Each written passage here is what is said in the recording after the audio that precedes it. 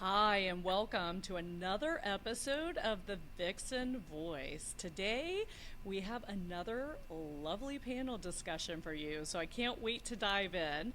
I think we're going to have heated debate today. You might as well go get your popcorn and get ready. Just kidding. We're talking about compelling vision for the future. And it's interesting because at our last Vixen Mastermind retreat, we did this exercise, and Becky and Shelley, who are joining us today, participated then. And as you can see behind me, I am in beautiful Stevenson, Washington. So we're having another Vixen Mastermind retreat. So exciting weekend. It's a great, beautiful place to be creative, dream, and that's a lot about what we're talking about today. So I hope that you get to find time to get away from the rush and have that moment to really reflect and dream again. We also have Matt Curry joining us today. So, as you know, there aren't many men that make it to the Vixen Voice podcast. So, Matt's obviously very special. So, Matt is actually our business coach at the Vixen Gathering. So, he works with my team and I quarterly to help us plan. And he's the one who originally walked me through the strategic vision at my financial planning company. So, yes, he's that good of a coach that I kept him with me. So, Matt, so glad to have you here with us today. He's the founder of Giant Results. Thank you, April. It's awesome to Awesome. be here. And Yes. Go ahead. and you can see Matt's in a hotel room too. So we're all making it work to come to you today. Living busy lives. You have four coaches on today. So, we might be running 3 hours just to warn you, but we'll try to cut it off at an hour. And then next we have Shelley Vernon. You might have heard Shelley before. She's been on a few times. She's my co-facilitator of the Vixen Mastermind. And she is the founder of Milestone Development and Management Company. So Shelley, welcome. Thank you so much, April, for having me again. Awesome. And Becky Kohlberg. So you might have seen Becky on the episode before, heard or seen her, or you might have seen me on her podcast. So Becky is a high performance coach, and we met during coaching certification. So welcome, Becky. Thank you. Thank you for having me here. I kind of feel a little FOMO. I'm the only one that's not in a hotel room. Oh, Next time. next We'll make time. it happen next time. How about that? Yeah. Awesome. Well, guys, I am so excited about our talk today because for me, this is my favorite part of business planning. I really feel it's like that first layer of business planning. And I call it like the vision board of your business, right? And I think, Becky, you can relate to that because you walk your clients through vision boards, right? Do you want to share a little bit with us? Sure. Yeah, I do what's called an intentional vision board course. And in short, have people do a little meditation and go up and discover their gifts that they have in all the areas of home, significant other, career, and money, and all of that. And then they actually go in and make their own vision board with, I give them crayons and a white piece of paper. And because our vision is inside of us, and it's not, if you go searching for it outside of yourself in magazines or in something else, then that's not genuine. It's not authentic. So I have my clients find their vision inside them and then put it on paper. And I've been doing it for about 6 years now. And I have people come back year after year. And it's such a beautiful process watching people go, wow, I had no idea that was in there. And then hearing that they achieved that vision is outstanding. Yeah, that's amazing. No, I love it. That's why I love to do this exercise when we're at the retreat and not during one of our virtual meetings, because I feel like you're away from things. We're usually in a beautiful place, sharing with other people. And so we're getting more into like our creative mojo and who we are and digging in, because I agree, like the inspiration comes from within, right? So I love that so much. So, Matt, I'm going to invite you to chat. We today are going to talk about, by the way, if you have not listened to my solo episode on creating a compelling future, I walk you through this exercise so you can find the full episode on YouTube or on your favorite podcast channel, right? So I walk you through, and there's a worksheet. If you want, pause us, go grab that worksheet and turn us back on so that you can walk through the worksheet with us, right? But the first thing we really talk about is, and again, this is for your business planning. So if you're listening to us and you're a solopreneur, that's kind of easy because you are the business, right? So it's really your vision for the business. And Matt, I'd love to hear your take on this, because when I started Vixen, it was just me. And I had a very strong recurring vision that became our purpose, right? And I'm super grateful that my team liked that purpose and tweaked it a little, right? But what I want to invite you to do is, when you grow a team, or if you have a team, really make sure the team takes ownership of that vision. So if you're a solopreneur, yes, it's 100% you, why you started the business, etc. And so, as we go down, we'll kind of talk to which of these things, the purpose of them and who should be involved. So the first thing is purpose, which is just why you exist. So Matt, do you want to chat a little bit about that? And you can totally tell me if you disagree with what I just said about your own vision versus the team. You did a great job, April. As always, you did a great job. I mean, really what it comes down to is, like, we need to find the energy of the why in the organization. And that's why it's just called purpose. It comes from the book Good to Great, Jim Collins' complete classic, and it's a concept of the hedgehog concept, just to give you the roots of this. But what you're trying to do is, why do we exist?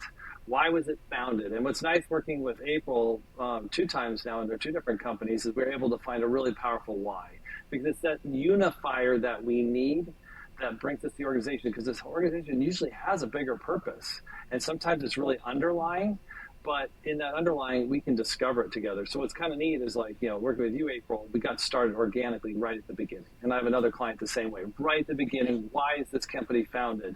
But there are companies that have been around longer, including my old business. I was 3rd generation in that business. And we found our why. We discovered our why, and it really brought us together as a leadership team, and then eventually throughout the organization. And if you're a solopreneur, it's still like, you want this powerful energy statement. I'm like, if you work for yourself, and you want to be able to lean into this. This is my why, and it's a confidence booster when it's super clear.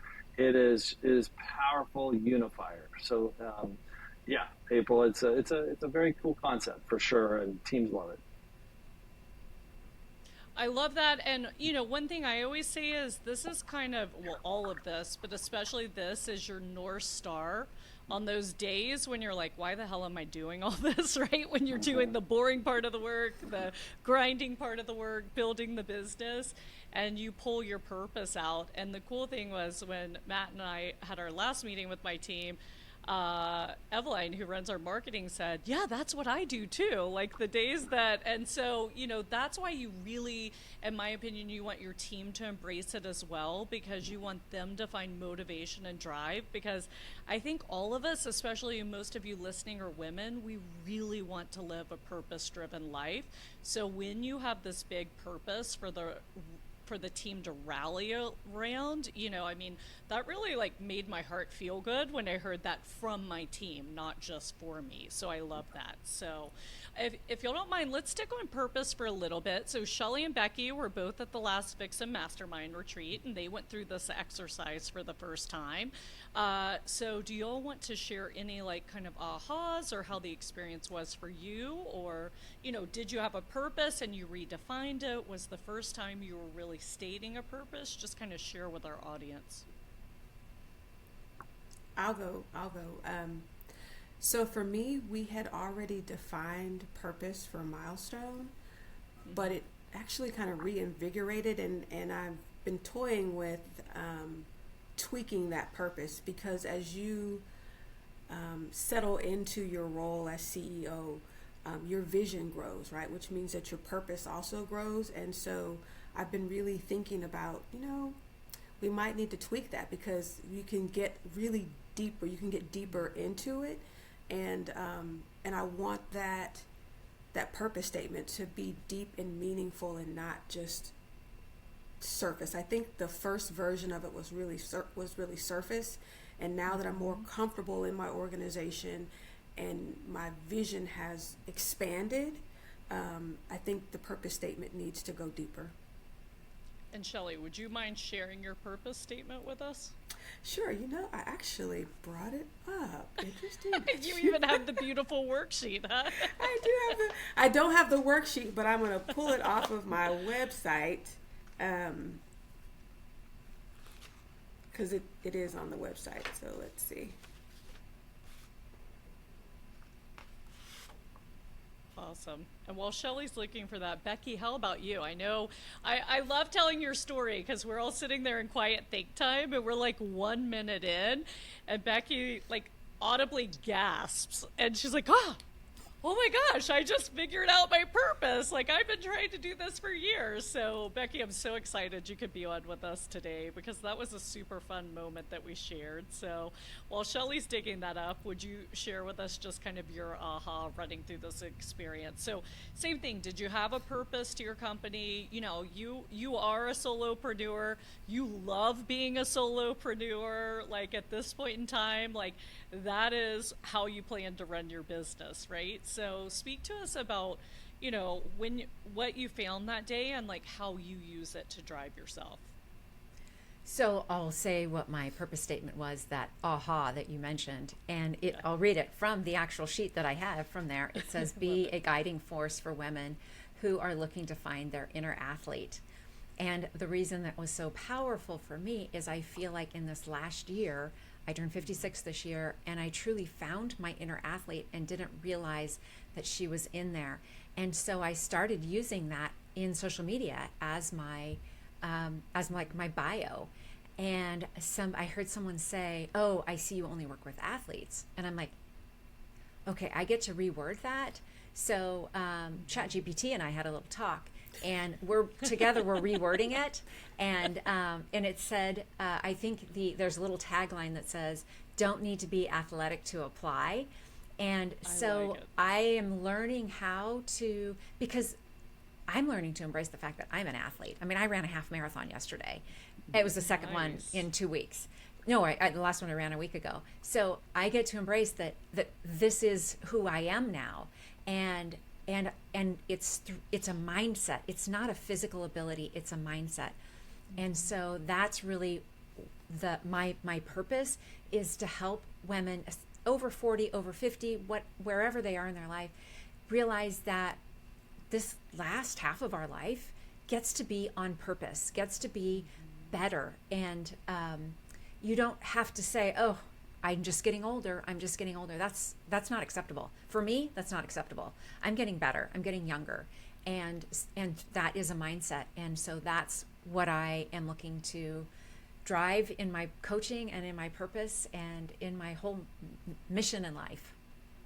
I love it. And Matt, you might know the answer to this because I feel like it's something you either told me or know, but I know that there is one community where the belief is that older men run faster than younger men. And in that community, it's true. Like all the men in their 60s and 70s are faster than men in their 20s. So it's crazy how that mindset and your belief system can change what you can do, right? So I think that's pretty cool.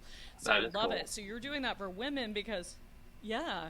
And a lot of us don't think of ourselves as athletes. Like you said, I never did high school athletics or, Neither did I. and I like did things, but I never competed. And just like you, I mean, Becky, first of all, share what you did first before the half marathons, what was it? You became I forget the Endurance term. athlete. Endurance athlete. Yeah, Yes. I did 29:029. I hiked the equivalent of Mount Everest well, you have 36 hours to complete, and I did it in 28 hours.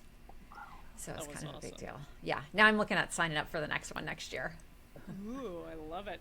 Yeah, and when I was 36, I did rim to rim on Grand Canyon straight through. And, it was simply because a client asked if I wanted to do it, and I wanted to go to the Grand Canyon. I had no idea what I was getting myself into. That's a big one. After the first weekend of training, I was like, I couldn't walk. I was like, I don't know if I can do this. But, of course, I stuck with it. And I remember how proud I was of accomplishing that because I never thought in my life I would do something like that. Like, I kind of, stumbled into it. So I love that you share that story. You know, because I think a lot of us in our generation of women, we weren't athletic. We didn't participate in athletics. And so to be able to change that mindset and think of yourself differently later in life is so important. Or I'm going to say in the middle of our lives. I'm living to 124, so I have, you know, a lot of time left, like 80 years. So awesome. Shelley, did you dig up your purpose statement? Yes, to be the preferred resource for awakening the desire in people to transform themselves and developing their innate talents to positively impact the world. So, in a nutshell, to reimagine possible. I love it. And Shelley, explain what your company does. Oh gosh, so with Milestone, we are a retained search firm, but we go a little further than that, and we really work with the organizations or people that we are hiring for, and we like to take on those really particular clients that don't just want a body in a seat, so we partner with them to find the right person on their energy bus, right, and their organization, and then we will also coach and develop those people to really bring out that potential to push the organization forward. Milestone also does coaching for individuals and senior executives. And then we are about to launch the Family Boardroom, which I'm really, really excited about, because what I have learned being in corporate and also being an entrepreneur is we as a society, we're lacking some things, and the way to set us back on track is to teach families skills, because what you learn in home, we take out. And so I'm really excited about working with families and providing them with skills, the skills that we learn when we're in corporate America, right? And they're transferable skills. It's just not everyone gets the opportunity to take those training courses and to grow themselves. And so we're taking that to the family. And it's awesome because this idea came from the way you raised your children, correct? Yes. So I worked at Dow Chemical for 12 or 13 years. And while I was on that leadership track, I had this kind of crazy idea. Well, let's see, whatever I'm learning here, how does that transfer, and what does that look like in my home, right? So strategic planning that you do in an organization, all those sessions, I took that concept and I applied it to my children. What do I want them to learn? What languages do I want them to learn? What instruments do I want them to play? All of those same concepts I took home. Start, stop, and sustain that you do when you're doing strategic planning. I took that to my children. Assessments. All of my children have been assessed, just like you do in an organization, and it really allowed me to parent to them individually to really extract that potential and help them to shine as the individual that they are. Yeah, and I'd love to hear from Matt in a second, because I know he had his son take assessments as well, the same ones he gives us. So it's interesting. But Shelley, just because, you know, the point of this podcast is a couple of things. One, to hear each other's voices. 2, to inspire other women listening, and 3, to let them know they're not alone, right? So could you share a little bit of context in which you did this? Like how many kids you had? Were you married? Were you divorced, etc.? Yes, so I am the proud mom of 5, ranging from 31 down to my youngest is 17. I am a grandmother as well. And for the majority of their upbringing, I have been a single mom. It is also important to note, and April, we talked about this in a previous episode, that I moved from California to Texas when I was 19, and it was myself, my dad, who was just along for the ride to make sure that I made it to my destination safely. Let me back up. I was headed to Atlanta, and I stopped in Texas to visit, and there was I'm going to call it an empowering conversation that I had with my oldest son's dad, and that conversation, I said, and this is where we stop. We're not going any farther, right? I drew that boundary, and I was 19, and by the time I reached Texas, and put my dad back on that one-way flight back to California, I had like $20 left in my pocket. And I was like, okay, it's me and my then 18-month-old. What are we going to do, right? And I didn't feel like my back was against the wall, but what I felt was empowered and courageous. And nobody would know that knows me now, unless that you hear me say this, is that I started again at 19 years old with $20. And here I am now, you know, this entrepreneur, mom of 5, and I dare somebody to tell me that I can't. I love it. So in summary, she was headed to Atlanta to meet her significant other. Yes. Basically, when she got in Houston, something happened and she said, nope, we're not meeting up with you. We're just going to stay here. And so I love that you talk about your courageous self at 19, because for some reason I think of myself at 18 all the time. And I'm like, oh my God, she was so much smarter than I am now, right? Because she followed her intuition, like she was courageous. And like, you know, the more responsibility we get and the more that gets piled on us, I feel like we let that get buried. I don't think it disappears. And so we have to uncover it. And I think part of the way we do that is through dreaming, which is why I love what we're talking about today, because you can dream in your business. And if you're listening and you're not a business owner, awesome. Just create a purpose that's your compelling vision of the future for this season of your life, right? But you have to hang your hat on something. And, you know, I thank you for that, Shelley. And so can you just do us a favor and repeat the shortened version of your mission statement where you said, because basically you do retain search, which just means, you know, people hire you to hire all their employees. Yes. Then you train them, you coach them. You mainly work in the corporate environment, right? Yes. And sit on boards. And yet, what was that summary of your purpose statement? The summary is that I unlock potential. And Yeah, I want I love people, it. yes, to be their best self and project that out into the world. Yeah, and so that's what I really just want to encourage anyone listening, like get creative and really get into your heart. You know, if you listen to my solo episode where I talked about this, if you're a woman listening, I really encourage you to be barefoot when you're doing this, like be grounded, be present in your body, be in nature, like, you know, that is our strength as women, the creativity, being attached to Mother Earth, etc. So like call all that in when you're thinking of your purpose. And, you know, Matt knows that my purpose is very spiritual for Vixen. So I mean, we kind of, it's, you know, to increase consciousness on Earth by inviting and guiding female entrepreneurs to, you know, invite more abundance, peace, joy, and love in their lives. So, I mean, that's our overall purpose. We do it through business coaching, high performance life coaching, and spiritual coaching now, but you know, that's really the purpose. So I just want to share, if you're listening and you're doing this, you don't need a boring corporate purpose. Does that make sense? This is for no one but yourself if you're a solopreneur starting out, and think about it for the future team you want to build, or if you have a team, like what is that higher purpose that you want to fulfill? So Matt, before we move on to the next one, do you have anything you'd like to add for purpose? Yeah, I mean, one thing I wanted to remind you is like when we're in session, the purpose informs so many decisions. Like you bring it up consistently every time we decide to move forward or not move forward on whatever we might be discussing. And that's when you know you have something powerful, because you're all into it. And it's a matter of like, how do we build our lives around it? And so it informs every little decision. It's huge.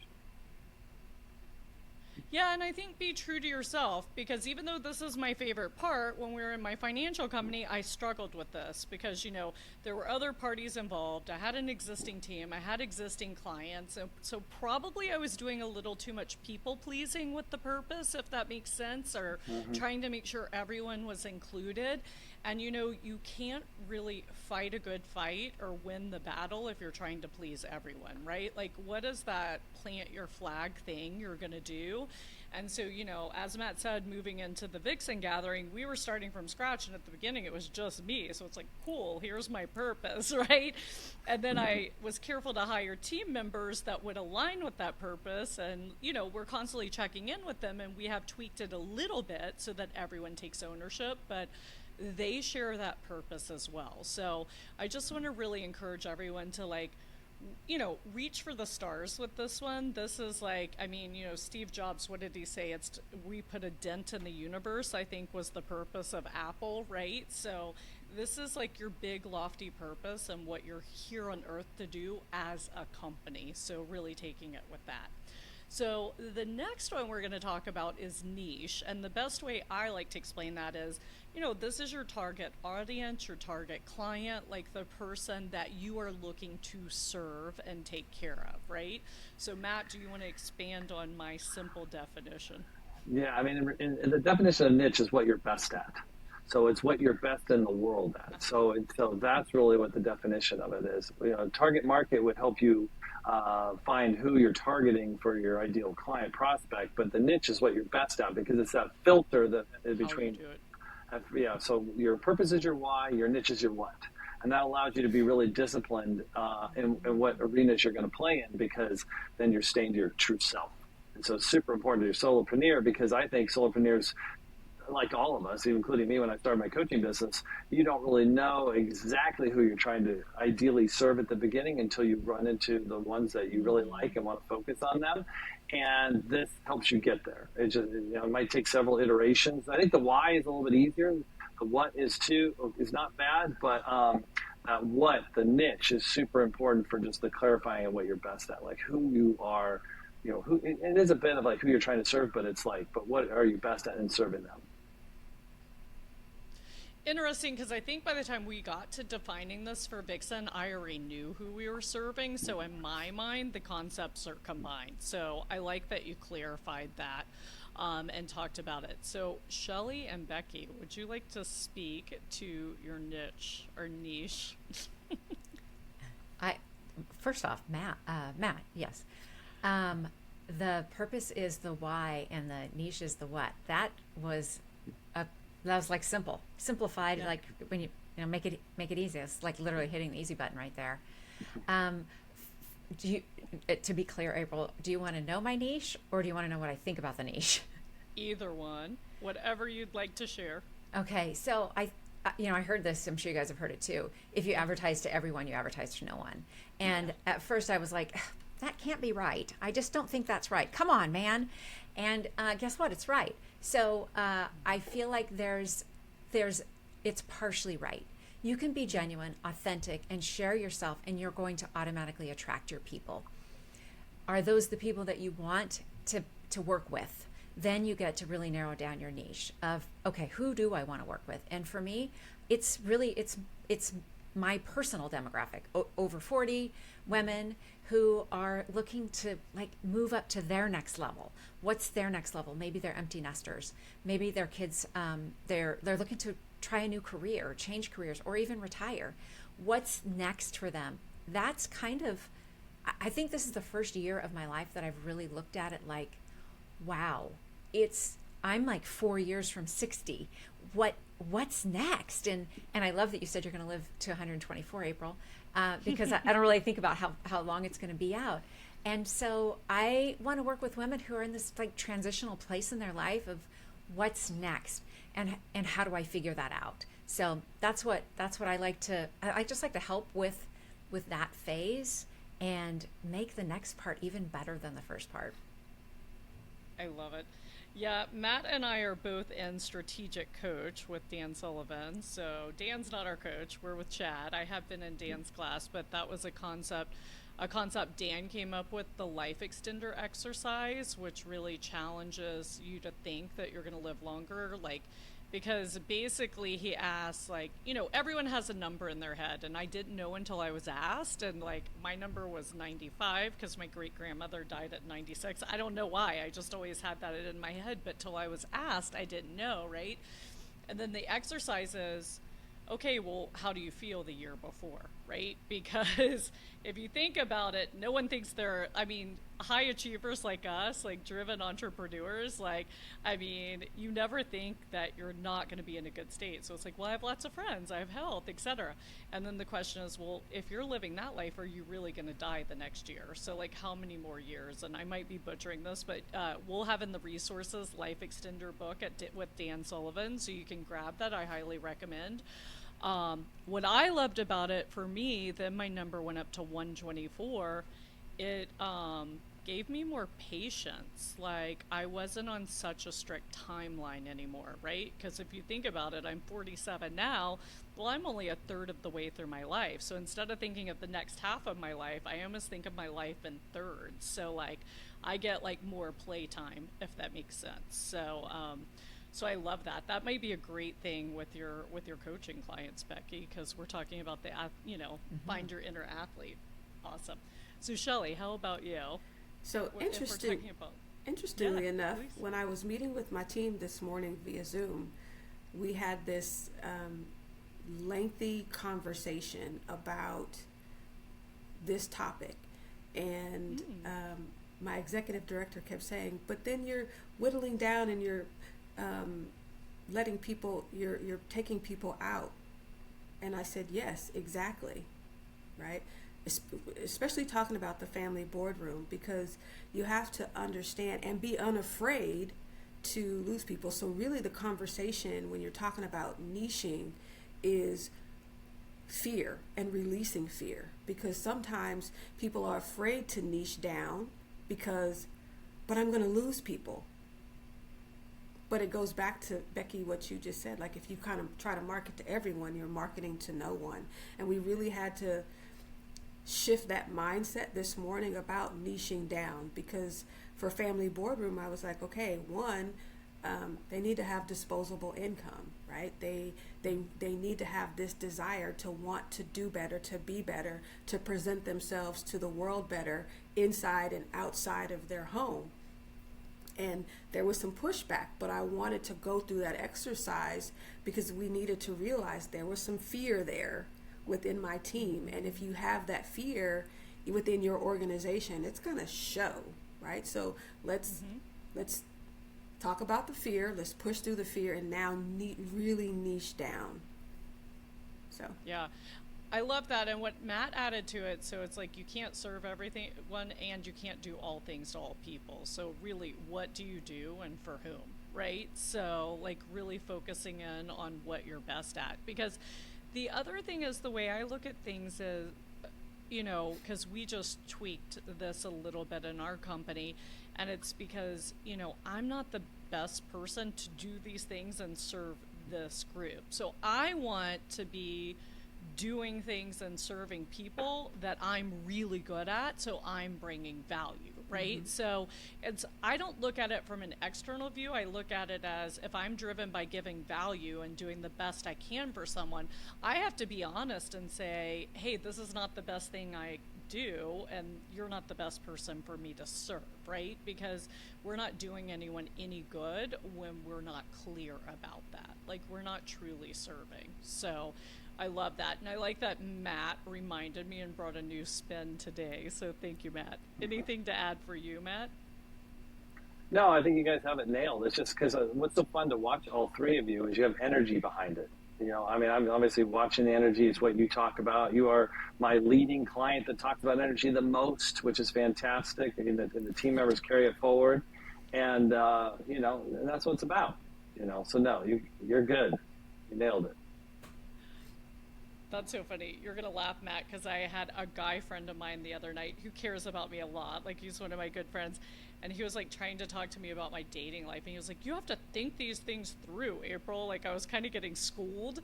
And I was like, I don't think about things like that. I feel my way through them. Like, I was like, you're wasting your breath. Like, in fact, I just had this conversation this morning.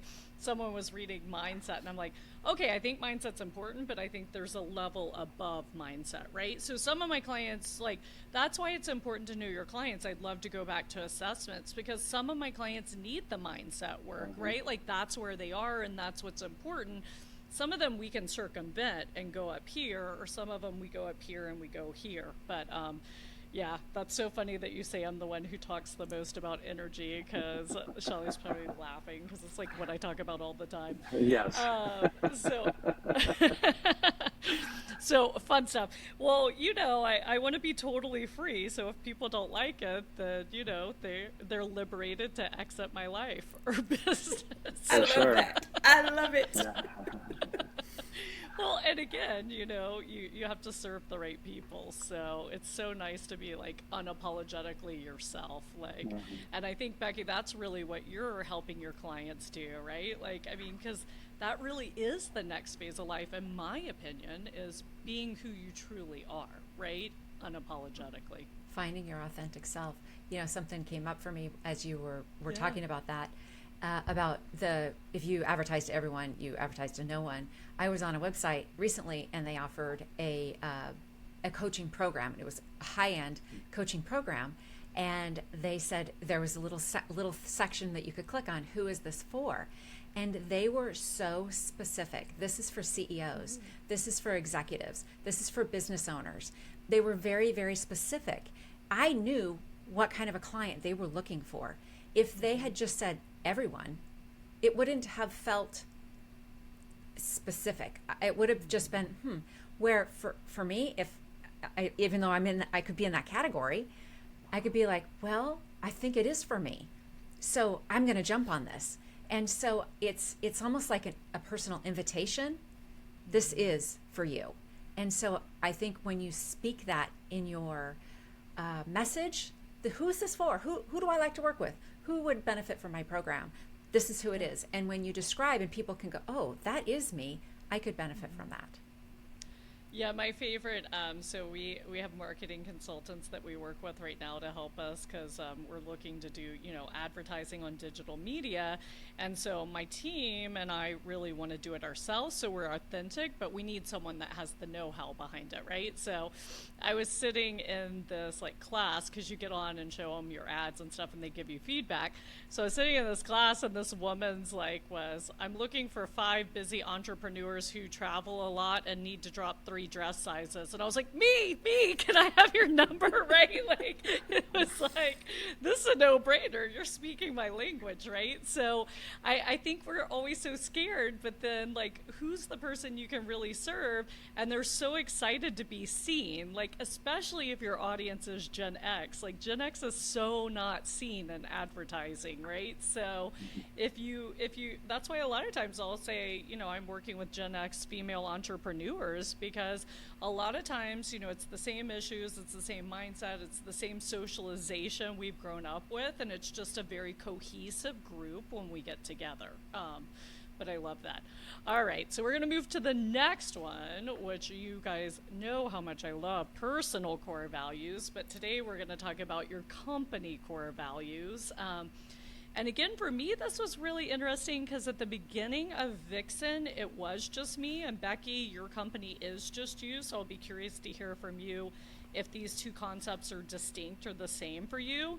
But at the beginning of Vixen, my personal core values were the core values of Vixen, right? And as I hired a team, when we met with Matt, we redid those core values, so it encapsulated us as a team. So Matt, if you'll just start for us kind of describing what the company core values, what the purpose of them is, what they should be accomplishing, that would be awesome. Yeah, they're a unifying values of what behaviors we emphasize the most in the organization. What are we going to reward? How do we want to surround ourselves? It's just all about those concepts of just alignment through behaviors. And this just allows us to define them. You make the values kind of catchy, so they're sticky, so they're easy to remember, and it's all about, and then you articulate them, you describe them so that you attract people and you repulse people with them. Patrick Lencioni's kind of the real key person behind these, and he's written a number of books, and nonetheless, he's just the genius behind healthy teams, and healthy teams have values that align themselves. So that's what the whole concept is. So, like my company, like in anything that my old company, before I sold it, it's like you go through thick and thin together. There's times or quarters that are phenomenal, and you celebrate and you're high-fiving, and there's some other quarters that are not very good. There's big surprises, and you got to move forward. And I'll tell you, values are glue. And values are a way to get through those together as a team, and it's a powerful force. You'd be surprised. And also, I hired people that applied to positions who didn't have experience in our industry, but were so attracted by the values that they came to work. They wanted to work for us, the talent that I maybe never been able to reach before, and simply because of what we are about as an organization. So, yeah, powerful things there, April. Yeah, I love that. So as I explained, as our team, started planning, as we grew the team, we realigned our core values so it spoke to all of us and the culture we had. So Becky, I'm curious for you, do you have, because you are the company, do you have separate core values for Becky Kohlberg, the coach, versus Becky Kohlberg, the, endurance athlete, or are they the same? Well, it's funny. Okay, first off, my core values are empathy, honesty, and love. And so it wasn't until your mastermind that I went to in July where you said that you have one for a set of core values for your business and for your personal. And I was like, I had never really thought about that. And then I asked myself, Becky, what are your business core values? And it's the same. Empathy. Coaching is really about being empathetic and not just putting myself in their shoes, but also like feeling and being curious. If I felt that way, what questions would I ask? And then honesty, I am really definitely about honesty. And that is a coaching trait. I get to be honest. And also love, coming from love I think it's a pretty cool trait to have as a coach and in my business. And do I always portray that through my messaging? I might not, and that gets to be something to really look at. Like, okay, almost like put it through a test. Okay, am I just throwing spaghetti at the wall and hoping it sticks, or is this coming from love? Is it coming from empathy? Is it coming from honesty? And that could be a really great test in putting out material. Yeah, no, I love it for material. So I look at the core values a lot when hiring, like making sure they check all the boxes, and I challenge my team to do it. But like, why wouldn't you do it for any of your marketing or output that you're doing as well? Mm-hmm. Yeah, Love I it. agree. So Shelley, I'd love to chat with you because I know, you and I have talked many times before because you had a little bit of a tussle with one of your strategic partners, right? And again, I'd love to hear the story from your point of view and how it went. But, when I heard it, I felt like he was trying to like maybe water down the core values of the company to like make it more acceptable to the masses, which is funny because that kind of plays into the conversation we just had, right? About you can't serve everyone. So would you mind kind of sharing that story, or first of all, just share what the core values are, and then just share with us, kind of the discussions you had to have. We'll put it that way. Sure. So Milestone is actually the first. We're gonna have to edit this out because I just drew a blank. Yeah. Oh, you're all right. Okay. Take a deep breath, Okay. smile, and start again. Emily's marking it behind the scenes. Okay, thanks. So Milestone is actually a subsidiary. It's a subsidiary of my parent company, Vernon Innovations. And it is important to note that because this kind of goes into the story. So Milestone's core values are transformation, sustainability, integrity, authenticity, and love. Mm-hmm. The love piece is where, and love is also one of my personal core values. The love piece is what gave my strategic partner, when it comes to the revenue stream of retained search, it gave him a little heartburn. And it was because he felt that the word love doesn't translate in the marketplace, especially when you're talking to people about retained search. My view is that what we're seeing now is people flocking away from, and this is, COVID kind of said this, right? People leaving organizations because they don't feel like organizations love them. Like, I'm just a robot cranking out work. So for me, it kind of made sense to leave that word. And he wanted to use the word respect instead of love. And I, kind of tussled with it in April, and I had many, many conversations about it because it kind of disturbed me, because love is such a great part of who I am. If you know me, you know that about me. Although coming from corporate, I did understand what he was saying, but my experience and understanding, especially seeing again COVID, that's why people were flocking. That's why we had that great exodus, right? Because people weren't feeling the love, so to speak. So what I decided to do, and I honestly keep kind of going back and forth on this, is I said, okay, like if you go to the website right now, the word love is not there. It has the same definition. The word respect is there with the exact same definition as love, right? But for the parent company, Vernon Innovations, the core value is love. There is only one core value for Vernon Innovations, and that is love.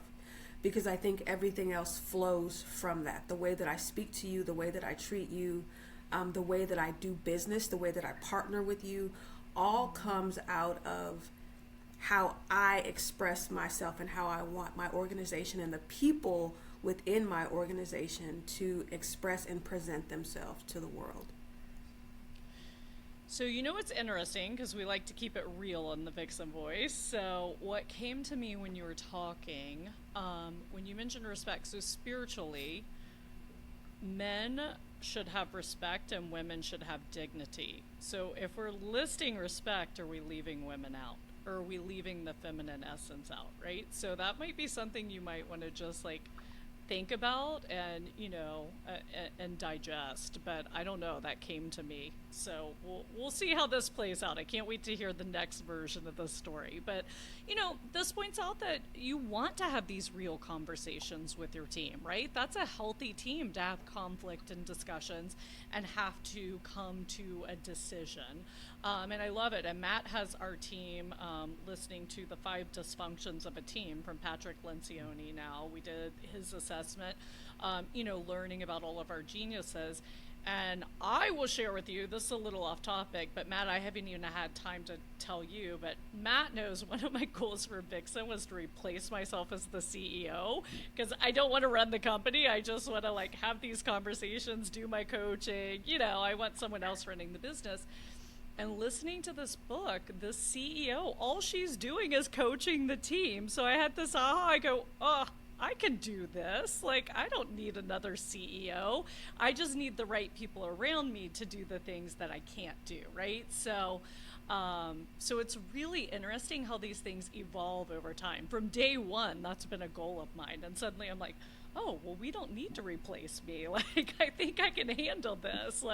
I think this is actually in my unique ability. I was just misunderstanding what it meant to be the CEO, right? Or their different iterations of being the CEO and running the company. So, even though you set these things over time, they evolve, we change, our company changes, our teams change, and it's just you want to have some kind of guiding light to look at. And so the last one is probably my favorite, and then I have a story I love to share, which I'm not sure if it's a true story or not, but I love it. And then, Matt, I'm going to ask you if this story goes to BHAG or purpose, but let's talk about BHAG first. So first of all, it's so funny, Emily, who's my producer, said, I just produced a podcast where someone just kept saying BHAG and they never explained it. I was like, oh, no, we're careful to explain everything, right? So you can fix it in the show notes, but it's a big, hairy, audacious goal. So this is kind of that pie in the sky, and again, Matt, you can speak to it, but This to me is really the vision board of the vision board, right? It's this picture you have in your mind of just the epitome of the penultimum of, success. So Matt, I'll let you chat with us about the BHAG. Yeah, I mean, the reason it's called a BHAG, a big, hairy, audacious goal, is the goal is so big that you can't draw a line to it, that motivates you and scares the heck out of you all at the same time. It'd be like, the example I like to use is imagine if you wanted to be a best-selling author in 10 years. You're like, how in the world will I become a best-selling author? I've never published anything in my life. But you can set that goal and then start saying, okay, start publishing, different articles, and then you write your first book, and then, whatever it might be, and you just start going down the road towards it. And it's just big, hairy, and audacious, and you're excited to head toward it. It's your North Star, but at the same time, you're like, wow, this is going to take some major steps to get there, but it really, really energizes me. That's why this whole concepts that we've talked about today are all energy sources. Because like when you're all into these areas, they propel you. And so that's what's so important about dialing these in. I don't care if you're a solopreneur or a third generation business, they still have the same alignment purposes there. So I love the BHAG. It's one of my favorite things to coach because I love get people to dream bigger than they ever dreamed before. And I love, thanks for ending with that, Matt, because, you know, if you're listening and you don't own a business or you're not in the executive leadership of a business, what is your BHAG for your life, right? What's your BHAG for this season? That's why we already said I don't like halves, right? Like this season, because we don't know how many seasons we have. So what is your BHAG? And, you know, when you have it, share it with people, even if it sounds crazy, because when you share your BHAG, it challenges them to go develop one too. And I think we can all agree that we need a lot more dreaming in the world right now. And dreaming is where great ideas and progress comes from, and also happiness. So as I always share, if you're watching us on YouTube, if you're seeing a video of this on YouTube, or if you're listening on your favorite app, you can reach out to us at team@Vixen Gathering or DM us on Instagram, Facebook, or LinkedIn @Vixen Gathering. I really would love to hear from you. Share with share with us, share with our audience here. What is your BHAG? So just shoot it to us. We love to hear from you. And if you're listening and you're loving this conversation and our guests, let us know in your favorite podcast app. All right. So we're gonna move along. And Shelly, what is your big hair? This is my favorite because y'all all got so excited about this one, right? Like, so Shelly, what is your big, hairy, audacious goal? I want to reach 1 million people and unlocking their potential, because the ripple effect of 1 million. Yeah. Yes. Just is exponential. Exponential, yes. I love it. Beautiful. And Becky, how about you? To do a TED Talk on the gap, which is also around the image nemesis. I love it. So if you have not heard my episode with Becky, go check it out. We talk about this a lot deeper, and it's interesting that she's come full circle with helping women find their inner athlete, because on that episode, Becky talks about how she struggled with her body image, as most of us have at some point, right? And how she used the gap to get out of it. And so I love it because we can use the gap in so many areas of our lives. So, okay, Becky, I'm on you. I'm ready for that TED Talk, because that episode, Emily was just saying today, oh, Becky's coming back. She was so good in her episode. Like, we love that. We love talking about the gap with you. So go check that out. So our BHAG at Vixen is to have a Badass Vixen Love Fest at Madison Square Garden. So the fun thing starting a company from scratch, as Matt knows, is this is the literal vision I had 3 times before I completely upended my life, sold my business, and started the Vixen Gathering, right? It just kept coming to me. And it has nothing to do with me standing on stage. It has to do with the view looking out. And, you know, during our session with Matt, Evelyn on my team, super analytical, let me see how many people that Madison Square Garden holds. And it's like 22,000 plus, right? And so just imagine like 22,000 amazing women loving each other, loving themselves, and the power and beauty of that room, and the power of the feminine essence.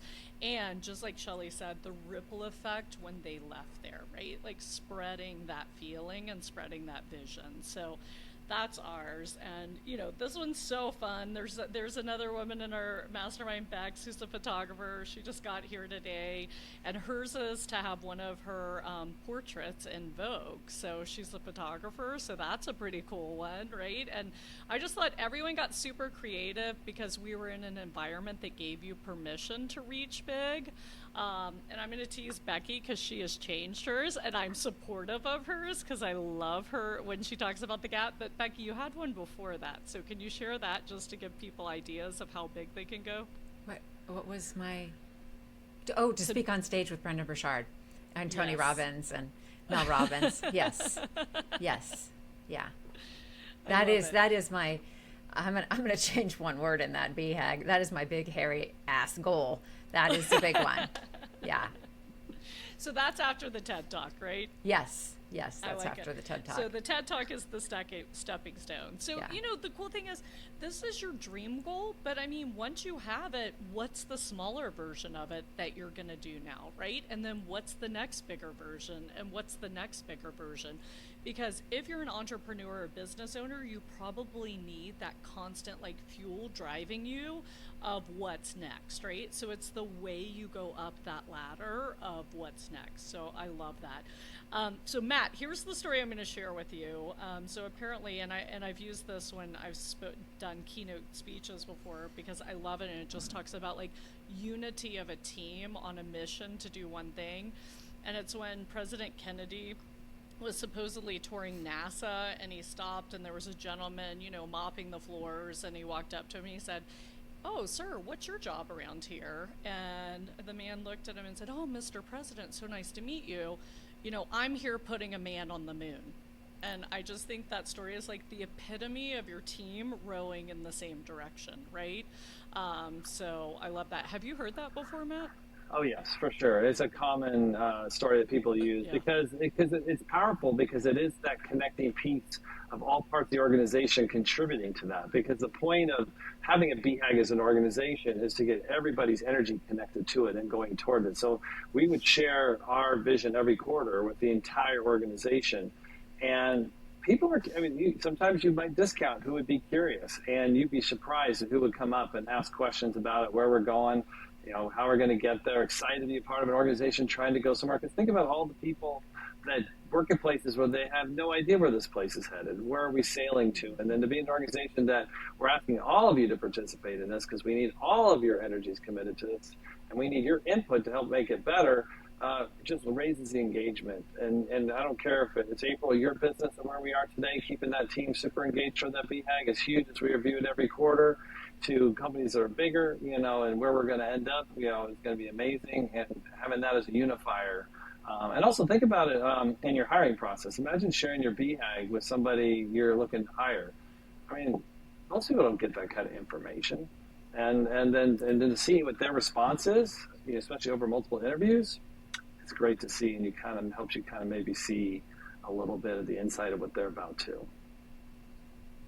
Yeah, I love, and you hear so many people. That's like the value of a coach. You can come up with, so many ideas and direct the team to get there. So I love it. So I was going to tease you guys, but we're running a little long on time, and I know Becky has somewhere to be this afternoon. So I was going to tease you and tell you to coach Shelley through the love versus respect. We were going to do that live, but we can do that offline or come back another time. We'll do live coaching. So if you're listening, saying, "Wow, I need to get some of this for my organization," or "I need to clarify my BHAG or my purpose," just remember you can always find our show notes on the Vixen Gathering podcast page. You can get all the resources we mention here. And if you're working through that worksheet and you hit a stopping point, you also can take advantage. On my website, you can sign up for a consultation. So spend an hour with me going through that worksheet. And remember, if you type in Vixen Voice, so again, it's listed in the resources, you'll get 50% off our time together. So again, I'd love to hear from you. I really would love to hear the dreams that we are spurring, the dreams that come to your mind, the dreams that you're sharing with other people. So don't be shy, reach out and please share with us. We'd love to hear from you. So we are going to kind of wrap up. So Matt, I always ask everyone on the show how they feel they're most feminine, but we'll let you slide on that one today. I would struggle with that, I'm sorry. I think Actually, you like my masculinity is why I'm here. I do. Matt brings a good masculine energy into the coaching room, and we're an all-female team, so I really like the energy that he brings. So I am going to flip that. When do you feel you're most masculine? Oh, that's a good question. In front of the room, coaching, but I'd also say, Becky was talking about running half marathon. So once a week I do a long run, sometimes it's a half marathon length. I feel pretty masculine out there running on the road, moving my body, being out there. It's like, I feel pretty good. Yeah, I think those two places are top of mind right now. I love that.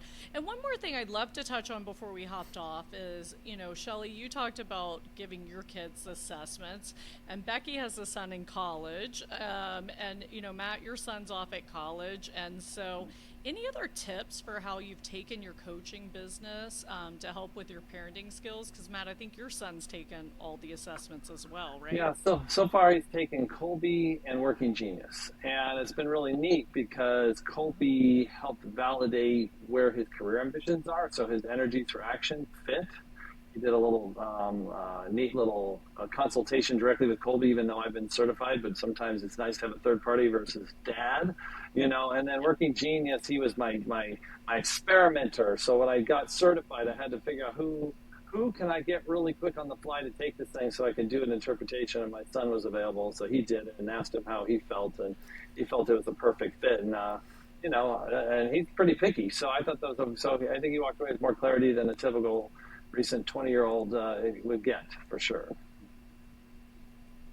I love it. So on Working Genius, my team loves the analogy of landing the plane. Like, we tease each other all the time about the plane analogy. So I love it. So it's awesome. Becky, how about you? How do I use coaching with my parenting? Oh my gosh. Yes. It's nice to, when I am able to, I mean, my son's 20 now, so it's been, parenting kind of ended around 15, 16. Now we've, just because we've had a lot more heavy stuff in our relationship than most, we got to really bond and have a unique relationship. And now not only do I use coaching in my parenting with him, he loves me to coach him. And he knows that I'll come from a perspective as neutral, not as his mom or as his friend. And so his friends joke, oh, you're going to go call your mom to talk about this? And he's like, yeah, my mom's a coach. You should call her too. And so not only does he want to talk to me about it, he defends talking to me. And I've actually coached some of his friends, and they're like, and they follow me on social media, and it's so funny. They're like, okay, do you know what your mom's doing? Oh my gosh, your mom's doing this. So I think my son is very, very proud of me being a coach, and he likes when I coach him. And I ask permission, because there are times when I want to coach him, and I know he doesn't want coaching, and I either don't ask or I say, do you want to be coached on this? And he'll say no. And I'll go, okay, I respect that. So it gives us a permission and a language to know where to go. Can we go further on this, or am I to back off? Okay, I'll back off. I respect that. So yeah, I love it. I love that he loves being coached. Yeah, but the permission point is so important. I think, and also with significant others, I think you probably always want to ask permission to coach. Now, had you asked me if I coach in my marriage? No. Early on in my being certified and years ago, my husband and I were at the table, and he goes, are you coaching me right now? And I'm like, I kind of am. Because at first, I'd forget to ask permission. And I realized, oh, I'm coaching him. And so I've never coached him again. One time I did say, can I coach you on this? He goes, nope. I go, okay, got it. And my husband's amazing. We have a happy marriage. It's not because of that. He just doesn't want to be coached. And I respect that. Understandable, totally understandable. Awesome. Well, everyone, so one thing that stood out to me from our conversation today is that your dream should be so big it should scare you. And I heard something recently from Brendan Bouchard, an event I was at with him about a month ago, where he was talking about the same thing, right? If you don't have something in your life that's kind of scaring you, then you're probably not fully engaging in living life. So my challenge to everyone listening is, do you have a dream that scares you? I mean, for me, when I think about Madison Square Garden, I get butterflies in my stomach, right? Like, it's kind of crazy, and my head gets a little dizzy, like I'm up too high. So really, go out there, put together a dream, share your dream. We definitely need more dreaming. We live in the land of the American dream. Let's make it real again. I'd love to thank all of our guests for joining us today. Again, if you'd like to chat with them further or get in touch with them, all of their information will be in the show notes. Follow them on social media, get tips. And thank you guys. Do you have any parting message for our audience before we sign off today? No, I mean, Be just open to finding your inner athlete. Yeah, I exactly. like it. Just Becky's staying on screen. yeah, just go ahead and just start playing around with it. You'd be surprised of some of the things you might get out of even just spending an hour on something like that, trying to get your arms around what you're really about. It's pretty powerful. I love it. Shelley? I was just going to say, I think that once we awaken the dreamer within us, it automatically it gives permission and space for those around us to dream as well. So again, that ripple effect. Yeah. Yeah. No, I love it. All right. Well, thank you all. And as I always say, the world needs a little more love. How are you going to show up in love today? And let's tag on. What are you going to dream about today? So thank you to our guests. Thank you to everyone listening. I hope you have a fantastic day. And I look forward to talking to you soon. Thank you. Thank you. Yeah, thank you.